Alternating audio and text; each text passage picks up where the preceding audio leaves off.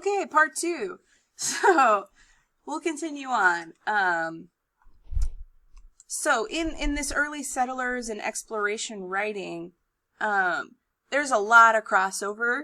Really, the tone is really going to be what sets them apart. So early settlers, they're going to be talking about life at home, like what's it like in the colonies. And then exploration writing is going to be talking about life on the road. So they're traveling. I mean, you can't be exploring while you're sitting in your own house in a colony. So generally everything else is going to be the same. Like they wrote in journals, diaries, letters, log, historical narratives, and they wrote about the same kinds of things. It's just that the early settlers are talking about those experiences within a community because they're setting up a colony. I mean, they're trying to expand and get to know the land and their environment and the people. But then the explorers who are trying to go out and find land that they might want to set up in the next colony, or they're looking for gold or whatever they're looking for, they just explore. They're writing about the same experiences. It's just that it's on the road because they're out exploring. So their writing style, really you'll be able to notice life at home versus life on the road. But what they're writing about is going to be pretty similar. And then the final part is Puritan writing. So the Puritan tradition, and I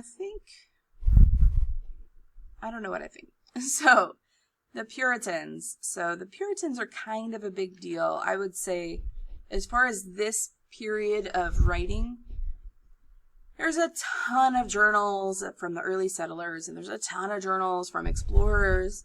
But really, to me, and this is coming from teacher versus an expert. I'm not a total expert on this, but I think the Native American writing is super important because it represents the people who were already there and what they valued, how they viewed the world, which was totally foreign to the people coming over.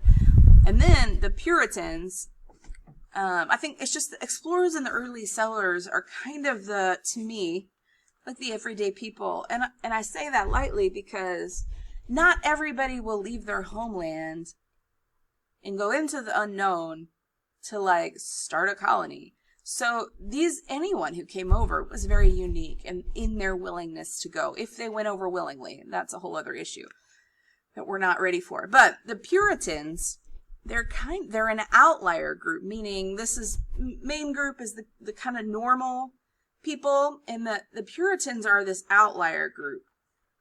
And the Native Americans are also kind of this outlier group. And they're outliers because they're foreign, not because there's fewer of them. In fact, the last time we were in the textbook, it said there were just as many, if not more, Native Americans in North America as there were in Europe. So they weren't a minority in numbers. So they're both outliers. There is just because they're foreign. And so everything's being told from the immigrants. I would call all these people immigrants from the immigrant perspective. And so the Native Americans were just foreign to them. Not that they were foreign to the land. So regardless, the Puritans were a group of people who were also an outlier. And they had a very religious purpose in coming. So in England before all this, for centuries, there was a religious war going on between all the way back to Henry VIII. And that was early 1500s, late 1400s. So there was a big divide in the United Kingdom between Catholicism and Protestantism. And so there's a lot of crossovers in their belief systems, but in how they practiced that, it was very different. And so the Puritans came from a Protestant perspective, not a Catholic perspective. And so when they were coming over, they were actually seeking religious freedom because England at the time when they were leaving would have been Catholic. That would have been like the religion of the nation, like by law. So it's different than we're used to, even if people today get discriminated against based on their religion. Their religion it's not against the law, which is different than what the Puritans were experiencing.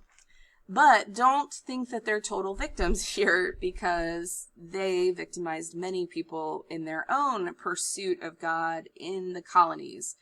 So the Puritans, the Puritan writers had their own purpose for recording history. I'm right here in the text.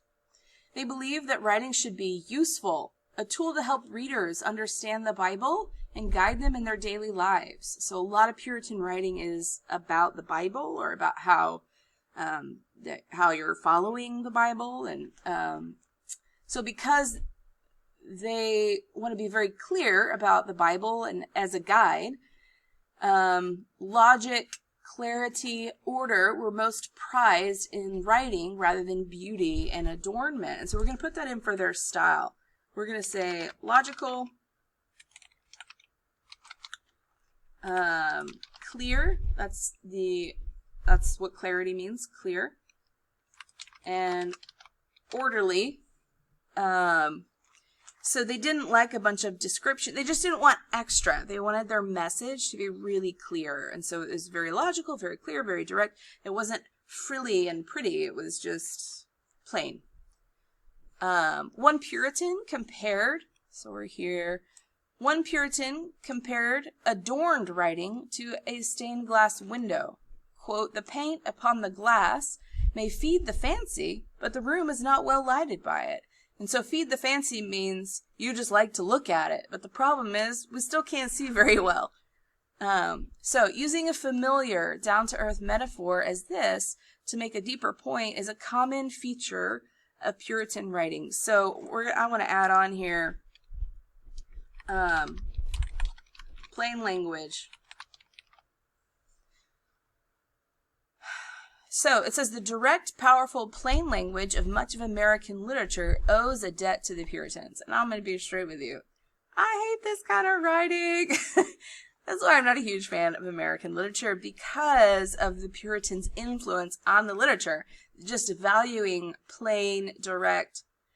There's a time and place for it, but honestly, a lot of time is boring. So we get into Puritan writing. Sermons and other writings. So obviously Puritans are writing sermons. But they are also writing other things. So the works of Puritan writers such as Cotton Mather and Jonathan Edwards include histories of the colonies and fiery sermons on the dangers of sinful ways. So I'm going to add histories of the colonies. And I'm going to add down here for themes, danger of sinful ways. Along with histories and sermons, Cotton Mather chronicled the disturbing Salem witch trials. So this is, if you haven't heard about it, Google it. But Salem witch trials is where 20 people were condemned to death in an atmosphere of mass hysteria. And we're going to actually get into that with the Crucible. But he also wrote about scientific matters, including inoculation for smallpox. And I think that's really interesting.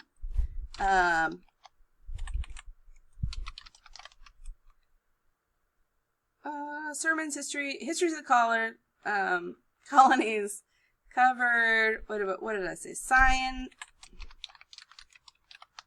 Scientific matters.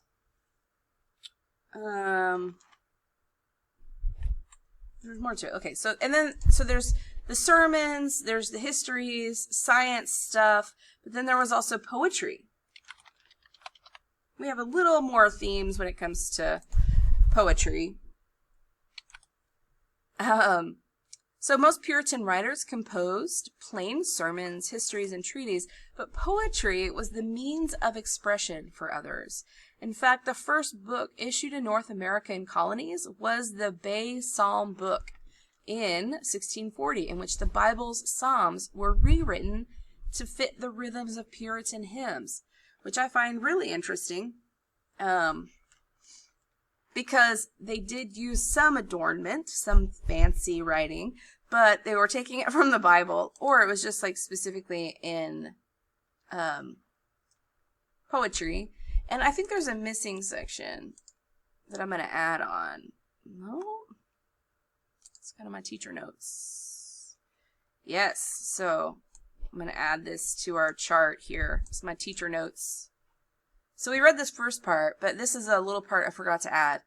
So it says Puritan poets such as Anne Bradstreet and Edward Taylor viewed poetry primarily as a means of exploring the relationship between the individual and God. So poetry was a safe place to question things. Bradstreet's poems reflect her wide learning, deep faith, and love for her husband and children. They also provide insight into the position of women in the male-dominated Puritan society. Her book of poetry, The 10th Muse, lately sprung up in America, was the first work by a North American woman to be published. Minister Edward Taylor, possibly considered the best-known Puritan poet, wrote most of his poems as aids for his meditations. So meditation is like when he is quiet, like by himself, like worshiping or thinking on or trying to connect with God, he would use his poetry that he wrote to help him do that. His poetry, like much Puritan writing, uses vivid images from nature and from everyday life as a way to help readers grasp the spiritual and beyond. So I'm going to copy this because I already wrote it down. And I'm going back into here. And I'm going to paste it all there. So I wrote good versus evil, danger of sinful ways, exploring the relationship between the individual and God. So we've got this chart, right? Just a couple of minutes. I better hurry. So our focus today is we're going to look at his Native American writing specifically. And we're going to use this chart. And then when we get to the Crucible, we're going to use this chart to understand more about what we're reading. So once you finish this chart, you're going to go into the homework section. And you've got reading practice, the reading practice page. This is being slow. Okay, switch.